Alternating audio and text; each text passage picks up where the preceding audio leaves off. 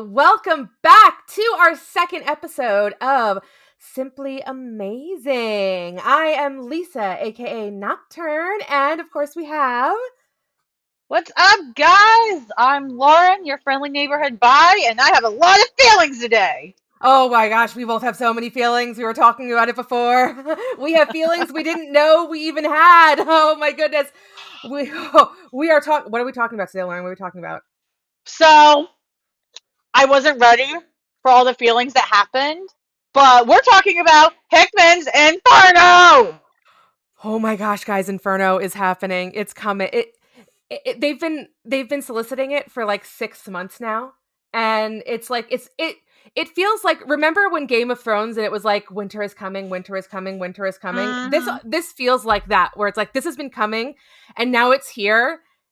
And honestly, the first issue did not disappoint.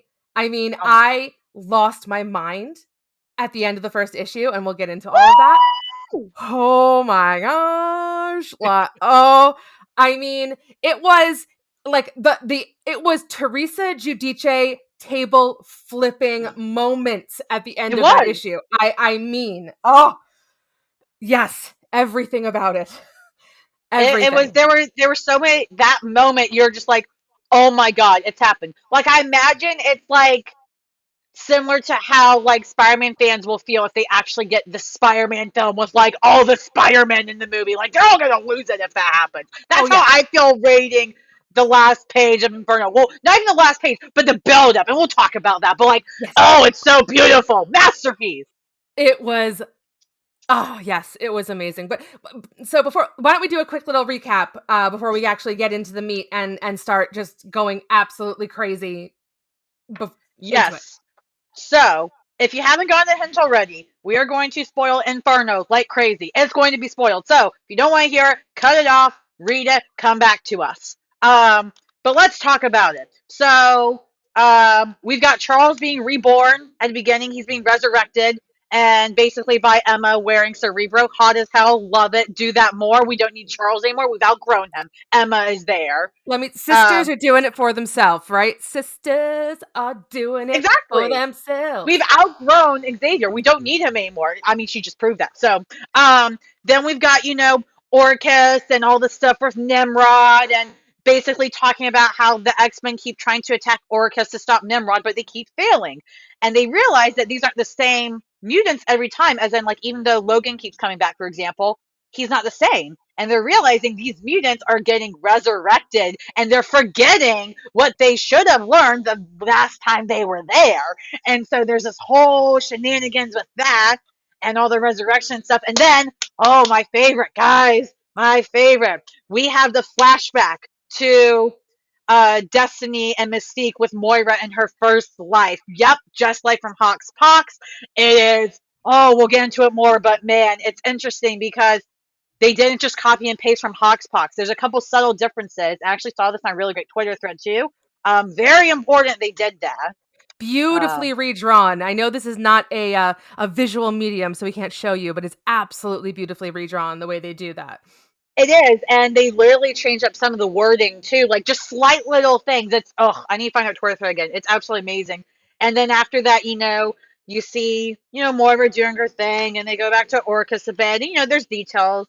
And then you see Moira and Charles and Magneto talk, right, about all this stuff going on and how Magneto and Charles basically tracked her. They put like a chip or something in her. She's not happy about that. This whole scene was, the soundtrack to that whole scene was Gaslighter by Dixie Chicks. So. It was! Yeah. Absolutely! Yes.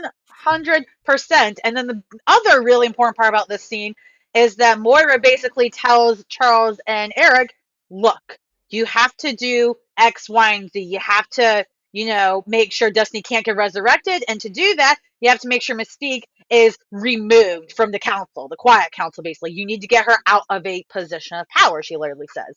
And so she tries to detail how this can be done. And, by, destroying Destiny's DNA with Sinister, all this just to make sure Destiny's come back, right? And she says, will you do that for the future of your nation? Will you do that for me? So she's playing her own game now. Like, she's not innocent. Oh, she's no, she's not. She's definitely not. And then after that, you see Doug and you see Cypher chatting a bit. We'll go into that because I know, Lisa, you have so many things to say about Mr. Doug. I've got so many feelings about that. We'll talk about that in a minute. I've got so many things. And then we see, and I was kind of unclear about this, actually, so I'm going to talk about this. I think I know what happened, but Cyclops basically steps down from either being a captain or some level of, certainty, captain or quiet council or something. I'm not even sure what he stepped down from, but he steps down from something, and they appoint new captains. Yeah, he was one of the great captains. So there was the quiet council, and then there were the great. They never really talked much about the great captains, to be honest. But yeah, what do they do? I don't know. Anyways, so he steps down. He's like, yeah, I gotta do this, and he's all Cyclopsy. Great, good for him. And then these other people step in. In particular, Bishop gets crowned a captain. And then, is this clear too? Yeah, so Psylocke, Kanan, gets drafted to replace Gorgon, and Magic's like, try to fight us on it. And then Emma's like, I don't know about that. And Magic's like, that's what I thought. So, that happened. And a little blind off. Right. And last but not least, probably the most important part, everybody, I promise I'm almost done, of the issue, is where Magneto and Xavier basically are trying to carefully and delicately, start the conversation about removing people from the quiet council with the rest of the council. But they're trying to be easy about it. They're trying to be politically correct, all this crap. They're trying to be nice. This is the wig snatch. This is the wig snatch of the issue. They're trying to do the polite and all that, and then all of a sudden, basically Charles is like, maybe change will do us good, or you could all decide that I'm wrong and foolish, old man, for even considering such a thing. And Mystique's like, well, when you have a good idea, Charles, and change is a good idea, and you're reading that, you're like, what? Mystique's look, and then Xavier's like, you know what? It makes me really happy you're saying that. I wonder why, guys. I wonder why Charles is happy she says that. And then she's like, I have a mute we should consider. And Eric and Charles are both like, what? We can do that later, but why? And she's like, no. We're doing this right now. Right now. And she says, she's not playing. She's not playing games. She is not playing games. She's like, not later. No. She's here. She's already here. She's in the green room. We're gonna bring her out right now. It's like Maury. It's like Maury Povich, where it's like, oh, the guy who's been cheating on you, he's in the green room right now. We're gonna bring him out. Oh my God, it's so good, guys. It's so good. Because in case a lot of X-Men fans have forgotten, which I think many have, let's remember who the real queen of this chess match is. Of Inferno, of Hawkspox. It's not Mystique. It's not Moira. It's not Charles or Eric. It's not Emma Frost. It's none of those people. You know who it is. As we see this happen, we see the boots of this person walk in. We see the cape shoulder and Kate going, huh? We see Emma going, oh. We see Sebastian going, hey. And then we see Kurt going, holy shit, with his hand over his mouth. And you see Storm just chilling. And then you see Mystique kiss the hand. And you're like, oh my God. And then you hear the dialogue, or you read it, right? You read the dialogue. There will be an island, not the first, but the last. This place will seem to be hope for our kind. When those days come, remember these words. Bring me back. And if you cannot, if they will not, then burn that place to the ground. And you turn the page, and it's destiny, and it's glorious. It was an amazing piece of writing, and just leading up to that moment at the end was so masterfully done. And the way you just read it back to us was incredible. So kudos, amazing. Oh, thank you. The only thing I will say about that ending that would make it better for me personally, I think, in like this visual medium, is when you turn this page after it reads, then burn that place to the ground. I feel like there should have been a full page of her body just standing up, like an entire page, not these 3 panels separated. Like I want a full page, totally, or like one page split with 2 panels maybe, and then that last page is Mystique going, "Shall we vote?" Like I felt like that would be a little more climactic, but it was beautiful regardless. Totally agree. It was, it just.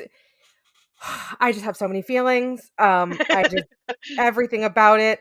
I want to like I don't even know where to begin. Like I guess I want to go back to the Orcus thing for 2 seconds Yeah. because as you were talking about it and as you were mentioning, they were talking about like these mutants keep coming back and it's like how funny is it? Like don't you think it might be funny like the first time they're like weren't those the same mutants that were here last week? Like And then we like killed them. Like yeah, we incinerated them. like I thought. like, and then like the next time it's like, I swear, guys, those were the same ones. Like, guys, am I crazy? Like, guys, someone's got to pull up the tapes because I'm going crazy right now. Like, can you imagine? Like, they're just like, this is insane. Like, I've seen that blue guy like 7 times now, guys. What's going on? This is going crazy. Like, I just think I personally think that's funny because it's clear in that scene, it's clear that they didn't realize that they were cloning themselves right away. You know what I mean? It's like it took them a while to understand that. And then when they came to that understanding, then they had to understand how it worked. And they still have not come to that understanding yet. Well, it is funny if you think about how they're just like, oh, they're thinking for like weeks on this. So like how, and they're like, oh, they're clones. No, wait, they're resurrecting. Oh, and then dots connect. Yes, exactly. And exactly. It's like, oh no, they just aren't septuplets. Oh, I get it. Okay. All right. I get it now. Okay. So I thought that was funny. And it just, I mean, if I'm going to jump into Doug and Bay, I'm going to jump into Doug and Bay for a second because, oh my gosh, there might be a Doug podcast coming because I have fallen in love, everybody. Okay. This is our second episode. I did not intend for this to become the Lisa Fiennes a husband podcast, but like if you're a Doug out there and you're looking for a bae, I'm your bae because girl, you're already committing adultery on our boy. Come on, it's second episode. This is why Kirk can't get a stable relationship. No, Kirk has Wanda. I can't get in on that. Kirk has Wanda. Well, he's not even real, okay? But like I just everything that whole situation was so freaking adorable.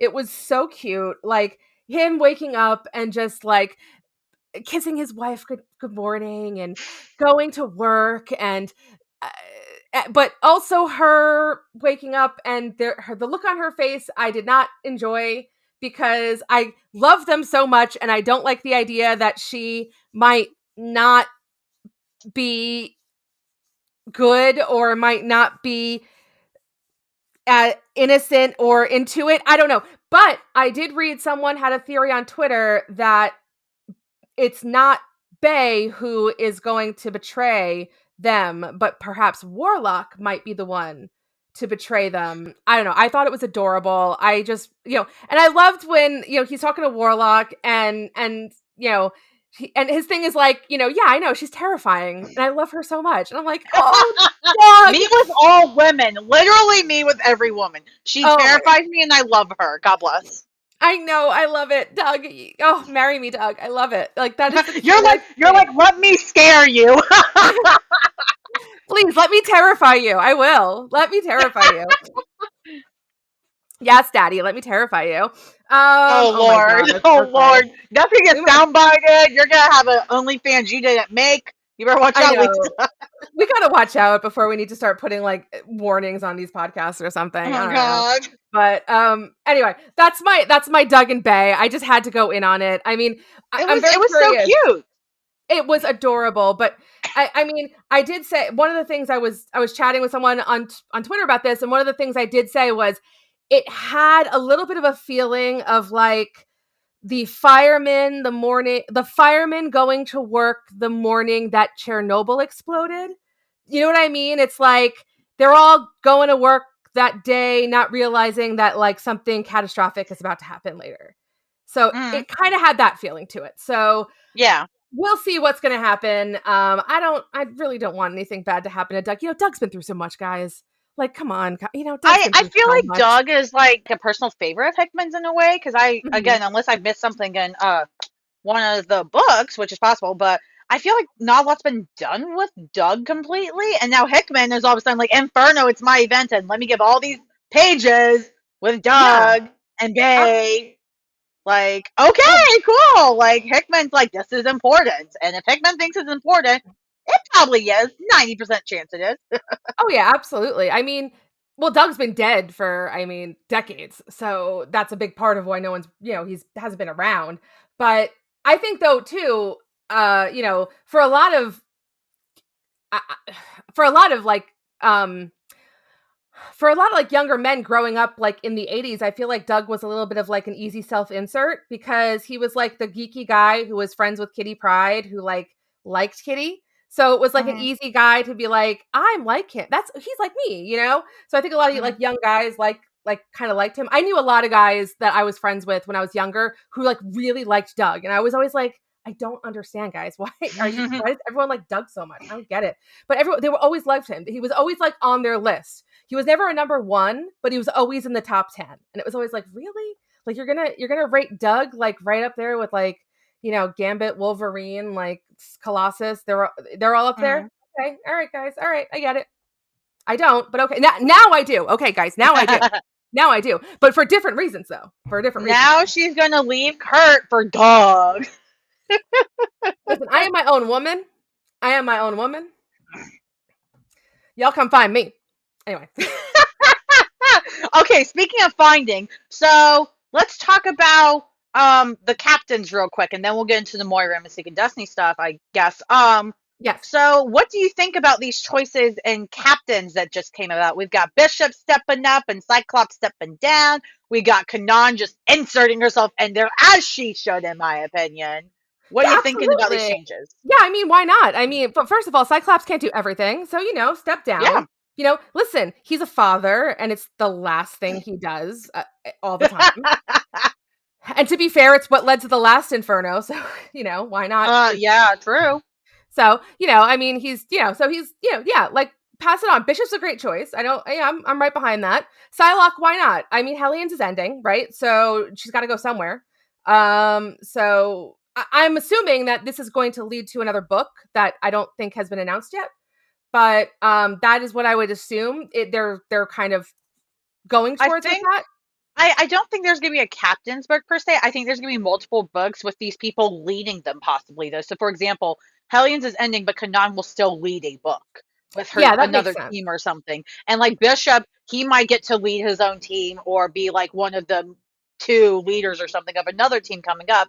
So that might be Marauders is getting a shift too. I don't know because we don't know if that's ending yet or not, how they're possibly redoing that. But yeah, I'm with you. I mean, I like that they're switching up. I like that they're showing that, hey, these X-Men and these teams are going to switch up and they can switch up, fairly, not too often, but enough that, we don't have to just settle for these teams forever. And I think that's good. We want to see all the X-Men. That's the great thing about this franchise is there's so many X-Men. It's not just all the old school people we know, right? Like we want to see a mix of everybody.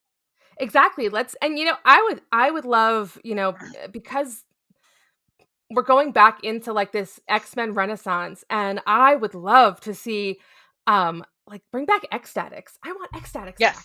Like bring back some of the really, really esoteric X-Men characters and really like I loved X-Statix. And this right now I think is the perfect era to have a reality TV show about mutants. Like why Krakoa should have a TV station and should have TV shows, and one of them should be a reality show with mutants, which is what X-Statix was, right? I think it's a brilliant idea. I think they should do it. Marvel, take the idea and run. Go for it. Yeah, do it, cowards. I mean, you wrote it already, so yeah, they should do it. I agree, and yeah, I'm excited to see where it goes and all that cool stuff. And I like that we're seeing all these different elements get into play in this issue, right? There's all these other little things that are building blocks. But then again, going into the main thing with Moira and Destiny and Mystique and all this stuff, all the Inferno is lit. It is a bonfire and it is starting to go. I have a theme song for this section. I want to start. It goes dun dun dun dun dun dun. Let's go, girls. That is Man, I feel like a woman tonight, Twain, girl. That is it. That is how Destiny is walking in. She's looking at Mystique and she's like, "Girl, I see you." And she's also looking at Emma because you know Emma had something to do with that too. You know she did. You know she did. I have a question for you. Do Hmm. you think? Do you think that Sinister is in on it and he gave Xavier different DNA, or was Mystique pretending to be Sinister? I 100% think Sinister was in on it. I don't know which way though. Okay. I just know that chaotic bastard was in on it, and I love his horrible ass for it Yeah, no, I because totally agree. because he always he would do shit like this if it has any gain for him, even if that gain is only to cause chaos and fuck shit up. I mean, Hellions' book is an example of that. Like he has some other moves in that, but his biggest thing is chaos and Yeah. watching everything burn himself and cackling while he just gets to do everything he wants. This is going to get him what he wants because he was already getting in trouble with the Hellions earlier and stuff for the shit he did in that book. Like he was in shit for that. But now, oh wait, if he just lets Mystique and Destiny burn everything down, he's fine. Like, Oh yeah, absolutely.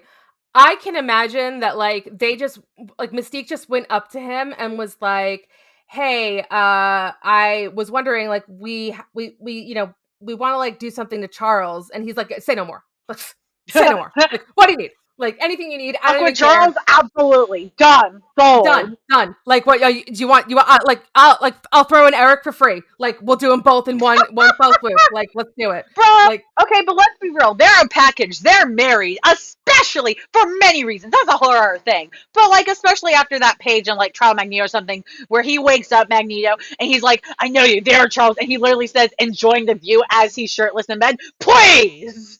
I will say that like I have never been the kind of person like I'm not anyone to ever yuck anyone's yum. Like whatever your OTP is, like go for it. I've never personally been one to subscribe to Cherik because I've never personally been one to like see it in the comics until that moment, and I was like, there it is, there it is, Ah! right Yep, there.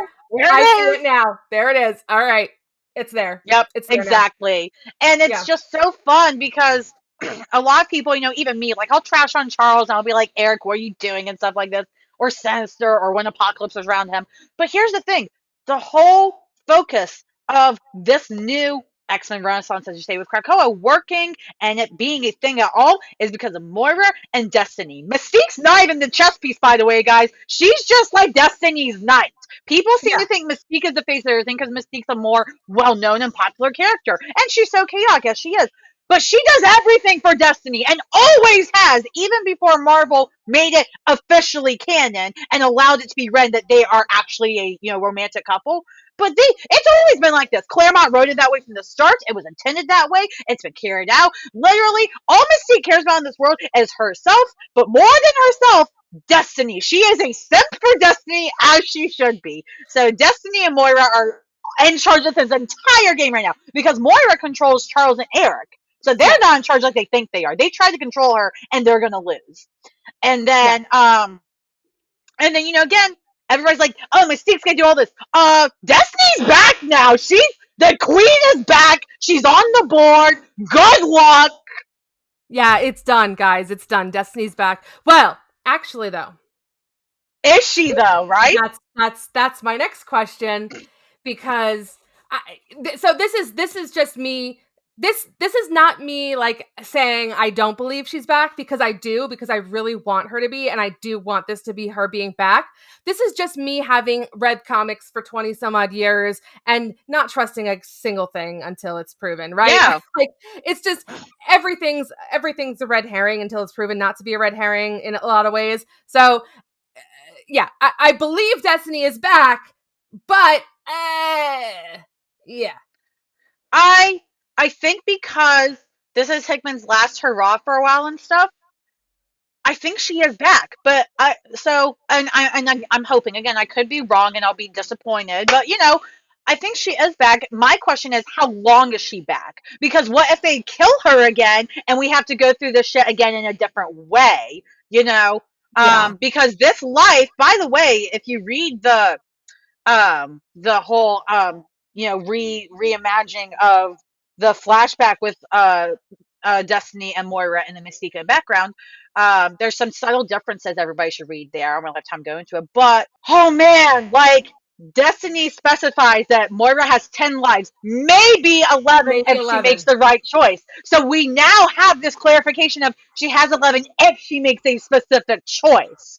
And Hmm. so what if at the end of Inferno she makes a specific choice that's either the right one or the wrong one, or I don't think we'll know if it's right or wrong yet because that could end a crack Helen era, and we know that's not happening. So yeah, I'm very interested to see how it plays out. It's just, oh, Hickman's doing genius, and I think she is back, but how long will she be? Yes. The fun thing is like, imagine Destiny on the Quiet Council where it's like, they're all like, okay, guys, what do you think if we, and she's like, no, no. And they're like, well, what if, no, no, no, no. Won't She's like, work. You're gonna die. no, yeah, no, no, don't do that. Don't do that either. It's like, well, Destiny, what should we do? I don't know, guys. You tell me. Like, oh, like she'll be like the worst member of the Quiet Council, right? Like, Nah, no, but Destiny. don't get me No, wrong, I yeah, love her. totally. Destiny. She has a very different. Yeah, her personality is a little bit different than that. Like, I feel like that'd be Emma if she could see the future. Like, she talked like Oh, that. Emma would be the worst. Emma would, 100%. Do you Emma know how much would, she used yeah. that against Scott? It'd be so funny. Oh, it would, yeah.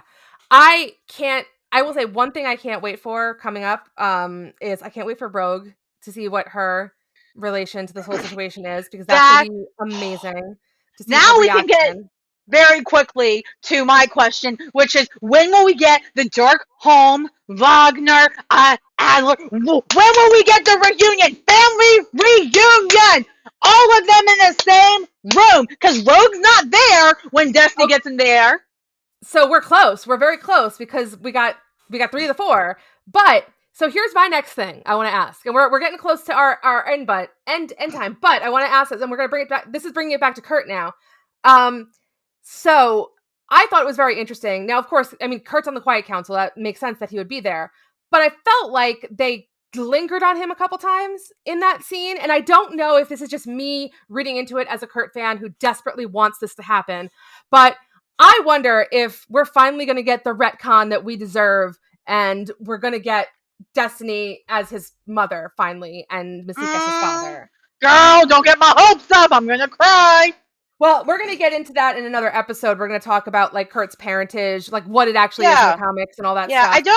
they don't really linger on him in terms of like put more emphasis than others necessarily, but they do put a slight more emphasis because other characters, as Destiny walks in, get one panel where you see their face. Kirk gets two. You see her walking up and you see him kind of just look over, and then you see his shocked face with his hand over his mouth.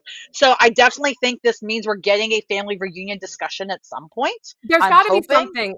I remember but there yeah. was a panel. I'd have to go back and relook at it, but like I remember there was one specific panel where I looked at it and I was like, that was an interesting place to put him. Like, it was just like that was an interesting place to put him. It was an interesting decision. I wonder why they chose to put him there. Like that was I'd have to go Yeah. back and look at it, but it was just that. Hickman, But let me interview you. Please answer questions. yes, we've got lots of questions, so many questions, and I promise I won't ask a single one about Nocturne. Well, maybe one, but well, how about this? Let's do final thoughts. Well, final thoughts on the issue. I I was very pleasantly surprised by it because I was very cautious and was like, I don't know, like I want to be good, but also what if it's let down? This was a great first start. I love that this is basically a sequel to Hickman's own Hawks Pox, House of X Powers of 10. I like that he's basically written it that way, which is fantastic because that trade is a masterpiece. And I think as long as it continues that way, I think this is going to be a fantastic event. I'm not sure what ramifications and how long they'll last. The event will have in the long run, but God is it good right now, and I'll take it. I love it. I'm just gonna say that what I was looking forward to with this whole event was I just really, really, really want to see Charles and Eric get theirs because of just the way they've been treating Mystique and Moira in general and just, all that. And I just didn't expect to see them get it in the first issue. So um, I I'm was like, shocked. I I'm like, you've already delivered, and you've got how many issues do we have left? And I've already gotten what I wanted. The rest is just gravy. I'm so excited. Yeah, absolutely. And I mean, I guess that would be the biggest concern with the question of is Destiny really back or not? Because yeah, it happened in the first issue. Like that feels very fast. And it's like, this feels too good to be true, but also I'm gonna eat this great soup you cooked. That's it. We're in. Listen, we're in, and you'll probably hear us back here for issue 2. So we'll be back. Oh my gosh, the Inferno is burning, and as long as it keeps burning this way, throw more wood in, Heckman. I'm ready. I'm ready for the flames. Burn, baby, burn. And thank you guys for joining us again. I gotta say, just really quick, just like, I can't believe how many people have already listened to our first act. I am like loving it. If you guys out there, if you're listening and you're enjoying it, please let us know. You can rate us and leave us a little message on whatever you listen to us on, Apple or Spotify or whatever it is. And we're also on the Twitter, which is exciting. Yes. So at Simply Amazing, it's spelled AMZING. Pod, Simply Amazing Pod. Yes, at Simply Amazing Pod, but without that little A. So yes, correct. So it's SIMPLYAMZING Pod. Yes. So, yes. Tell us, like, leave reviews on Apple and Spotify and Anchor. That's great too. Bother us on Twitter. And what's that thing you do? Subscribe. Is that what you do on podcasts? Yeah, subscribe, follow, whatever you want to do. Send us a text. Send me a letter. I don't know. Send me a letter. You can find my address. Send me a letter. I'd love it. I'd love it. It might feel a little creepy, but I'd love it. And the other thing is, if you guys want to hear us talk about anything specific about Nightcrawler, let us know. We've got a whole list of topics we're already ready to cover. But listen, we'll talk about anything. Trust me. You should see our list of topics. We're going deep, everybody. We're going deep. So don't be afraid to ask for anything. But for now, thanks so much for joining us. You can find me at the OG Nocturne. That is the OG NACHTURNE on Twitter. And Lauren? Yeah, you can find me on Twitter and Instagram at friendlynbhd. Bye. Yes, come yell about Nightcrawler with me and any other things you want to yell about. Like, just let's have fun. It's a great time. Absolutely. Anything at all. And also come talk to me about Free Britney, because I'm all over that as well this lately. Yes! So, absolutely. Anyway, ladies and gentlemen, thank you so much for joining us. It has been an absolute pleasure. And please remember, you are all simply amazing.